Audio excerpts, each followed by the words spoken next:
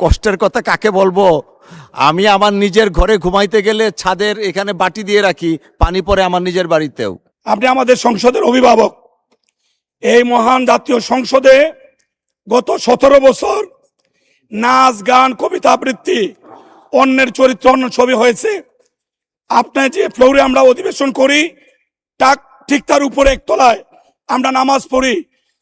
অসংখ্য মুসলমান আমরা জামাতে নামাজ পড়ি। মসজিদের সামনে সারিবদ্ধভাবে বালতি রাখা হয়েছে। আকাশ থেকে পানি প্রতিদিন এই সংসদে প্রবেশ করে। শুধু বাইরে নয়, মসজিদের ভিতরেও একই অবস্থা। এই অধিবেশনে আমরা 9,38,000 কোটি টাকার বাজেট অনুমোদন দিয়েছি। মেহেরবানি করে মসজিদে পানি পড়ার ব্যবস্থা বন্ধের জন্য আমি আপনার মাধ্যমে সকলের দৃষ্টি আকর্ষণ করছি। আপনাকে ধন্যবাদ।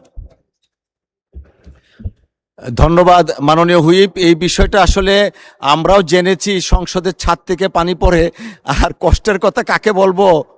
আমি আমার নিজের ঘরে ঘুমাইতে গেলে ছাদের এখানে বাটি দিয়ে রাখি, পানি পড়ে আমার নিজের বাড়িতেও।